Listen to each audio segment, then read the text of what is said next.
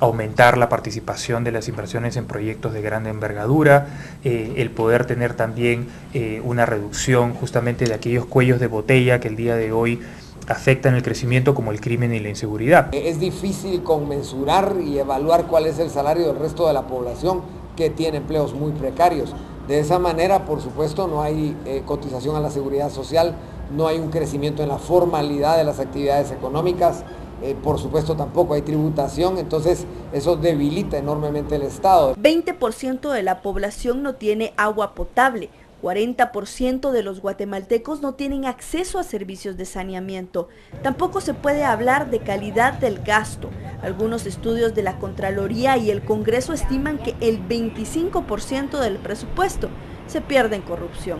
Eso, sumado a la baja recaudación y una estructura estatal desquebrajada, marcan un oscuro futuro para el país. Tenemos una sociedad y sobre todo un sistema político y élites que no están realmente priorizando la pobreza más allá del discurso. La pobreza no es un problema de los pobres, nos incumbe a todos. Impide la cohesión social, impide que avancemos, por ejemplo, teniendo mayor productividad, impide la democratización de las oportunidades, en fin, da un montón de retos de los cuales no solamente los pobres lo sufren, lo sufrimos todos. El político que ofrezca revertir esto en 4 años, miente, aún si tiene buenas intenciones, dice la experta. Razones. Están desmanteladas las principales entidades que tienen que ver con la reducción de la pobreza. Y no le estoy hablando del MIDES, le estoy hablando del Ministerio de Salud Pública. Están retrocediendo los indicadores de educación más básicos, que era lo único con lo que íbamos a presumir de que íbamos a alcanzar, ¿verdad? La universalización de la cobertura en primaria, ya ni esa vamos a cumplir. En números negativos, Guatemala compite con Haití por los primeros lugares y le gana a países del Medio Oriente que atraviesan una guerra. Depende de cada guatemalteco exigir constantemente a sus autoridades que reorienten la inversión a políticas sociales de profundidad para comenzar a cambiar el camino a la fatalidad. Cambiamos de tema y es que tenemos otras noticias importantes. Desde el 2004, la fiebre chikungunya ha alcanzado proporciones epidémicas en todo el mundo y es causa de considerable sufrimiento y también movilidad. La enfermedad se inició en África, luego se propagó a Asia y al subcontinente indio. La enfermedad continuó llegando a otros continentes y ahora ya está en Centroamérica, aumentando también con el paso de los días el número de infectados. En el país hasta la fecha se están contabilizando 14 casos positivos y 459 casos sospechosos. Es importante proteger a los niños, a las mujeres en estado de gestación y a personas de la tercera edad. Escuchemos lo siguiente. Las autoridades de gobierno se encuentran en alerta máxima ante la presencia en Guatemala del virus chikungunya, que podría tener más de 750 infectados en el país. Desde que se conocieron los primeros casos en Escuintla, aumentó el temor de que esta enfermedad contagie a más personas y que no estemos preparados para enfrentar un brote epidemiológico de esta magnitud. La fiebre chikungunya es una enfermedad viral transmitida al ser humano por mosquitos infectados. Además de fiebres y fuertes dolores articulares, produce otros síntomas tales como dolores musculares, dolores de cabeza, náuseas, cansancio y erupciones cutáneas. Algunos signos clínicos de esta enfermedad son iguales a los del dengue, con el que se puede confundir en zonas donde este es frecuente. Como no tiene tratamiento curativo, el tratamiento se centra en el alivio de los síntomas. Un factor de riesgo importante es la proximidad de las viviendas a lugares de crianza de zancudos. A partir de 2004, la fiebre chikungunya ha alcanzado proporciones epidémicas y es causa de considerables sufrimientos y morbilidad. La enfermedad se da en África, Asia y el subcontinente indio. En los últimos decenios, los vectores de la enfermedad se han propagado a Europa y a las Américas. En 2007 se notificó por primera vez la transmisión de la enfermedad en Europa, en un brote localizado en el noreste de Italia. La fiebre chikungunya es una enfermedad vírica transmitida al ser humano por zancudos. Se descubrió por primera vez en un brote ocurrido en el sur de Tanzania en 1952. Y se trata de un virus ARN del género Alphavirus de la familia Togaviridae de chikungunya, y es una voz del idioma Kimakonde que significa doblarse. en alusión al aspecto encorvado de los pacientes debido a los fuertes dolores articulares. La fiebre chikungunya se caracteriza por la aparición súbita de fiebre, generalmente acompañada de dolores articulares. Otros signos y síntomas frecuentes son dolores musculares, dolores de cabeza, náuseas, cansancio y erupciones cutáneas. Los dolores articulares suelen ser muy debilitantes, pero generalmente desaparecen en pocos días. La mayoría de los pacientes se recuperan completamente, pero en algunos casos los dolores articulares pueden durar varios meses o incluso años. Se han descrito casos ocasionalmente con complicaciones oculares, neurológicas y cardíacas, y también con molestias gastrointestinales. Seguimos con el repaso informativo. Este lunes diversas entidades se reunieron para apoyar las actividades de conmemoración del Día Mundial Sin Automóvil a través de un recorrido de aproximadamente 15 kilómetros por distintos puntos de la ciudad capital. Al mismo tiempo se realizaban rifas entre los participantes. Esta actividad se está realizando por tercer año consecutivo. Es organizada por el movimiento Bici Ciudad. El objetivo es crear bicicultura entre la población y no existe límite de edad para participar. El tour iniciaba en el Campo Marte, tuvo un recorrido, como decíamos, de 15.000 metros, más de 1.000 personas llegaron a la cita y vamos a escuchar a uno de sus organizadores que con mucho entusiasmo, por supuesto, habló de esta actividad. El Día Mundial Sin Auto sin duda se vuelve una plataforma para poner sobre la mesa métodos alternativos de transporte que nos otorgan muchísimo bienestar colectivo a todos los guatemaltecos.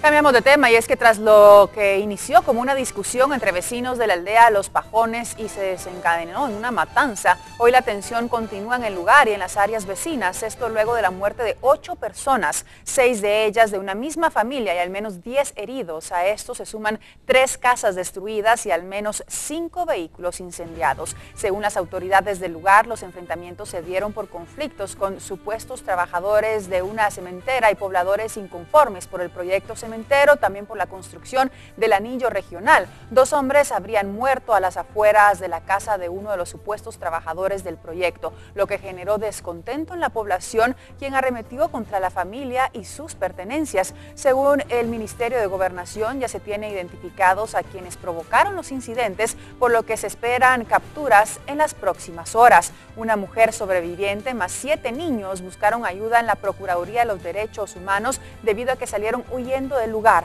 Por el momento todo es tensión y mucho silencio en esta zona.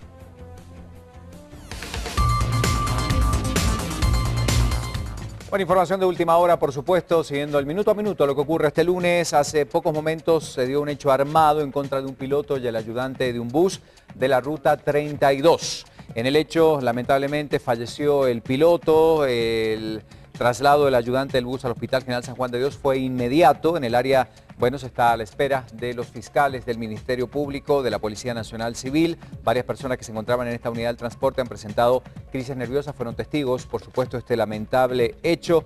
Están siendo atendidos por bomberos que se han presentado en el lugar. Reiteramos, es un nuevo ataque armado que se da contra un piloto de bus en que cubría la ruta 32, al parecer por no querer pagar una extorsión. Un nuevo hecho de violencia que se produce en el país. Y continuando con algunas otras noticias, le contamos que Eduardo Aguirre, gerente de Relaciones Institucionales de Cementos Progreso, se manifestaba ante los enfrentamientos y la masacre ocurrida en la aldea de Los Pajones, en San Juan Zacatepeques. Afirma que la lucha y la inestabilidad en el área lleva más de 5 años y de muchos intentos fallidos de diálogo, y esto decía.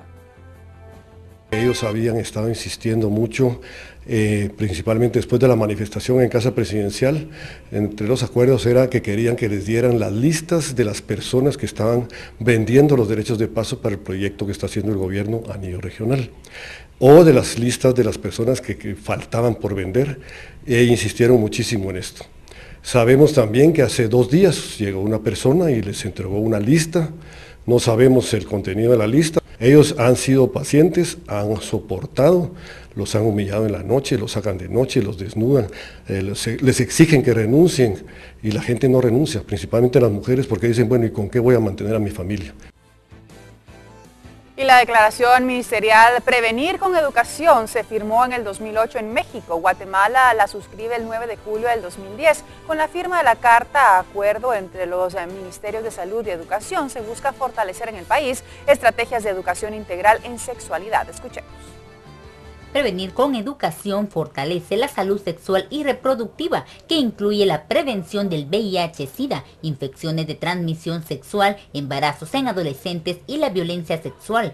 Desde enero, el mes de agosto de 2014, el Observatorio de Salud Sexual y Reproductiva reporta 51.000 embarazos en jóvenes de 10 a 19 años y 2.008 embarazos que oscilan en las edades de 10 a 14 años. Alarmante la cifra y las violaciones que se están dando hacia las niñas, particularmente menores de 14 años, pero que es alarmante el dato que se ha planteado en relación a esa situación y cómo desde las autoridades se está dando persecución penal o no a quienes han cometido este tipo de delitos. Por tanto, es importante hacer énfasis en la necesidad de informar a la adolescencia y a la juventud, no solo en torno al tema de sus derechos, digamos, sino también cómo pueden protegerse. La PDH realizó un conversatorio sobre los avances de prevenir con educación. El Ministerio de Educación asegura tener un 48% de avances en el tema. Sin embargo, ningún representante atendió esta convocatoria. El Ministerio de Salud asegura tener un 78% de avances. También señalan el incremento de los abusos sexuales que se detectaron por medio de los hospitales nacionales.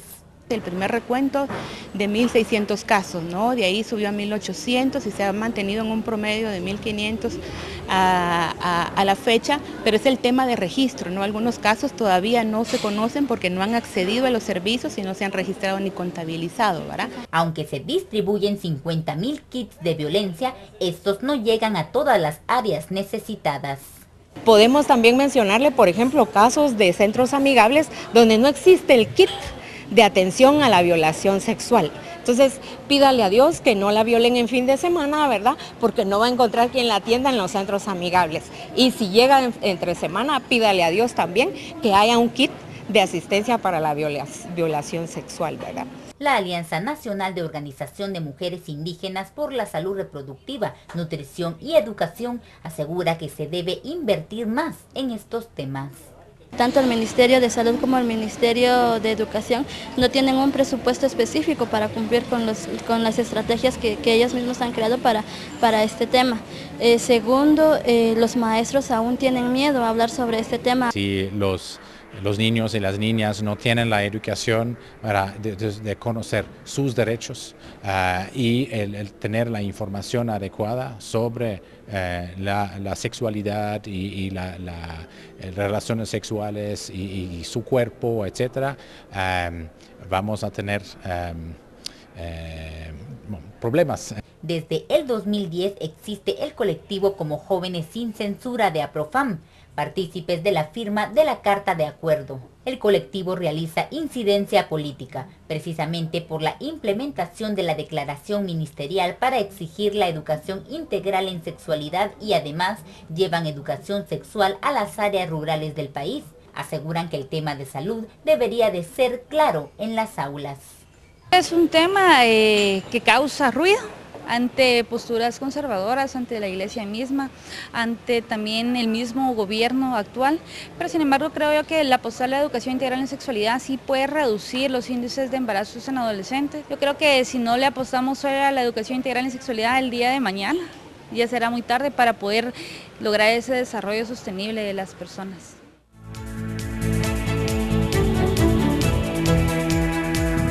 Y empezamos el recorrido también por el interior del país. Tenemos que ver qué sucede en los departamentos y como siempre tenemos la plana de prensa libre.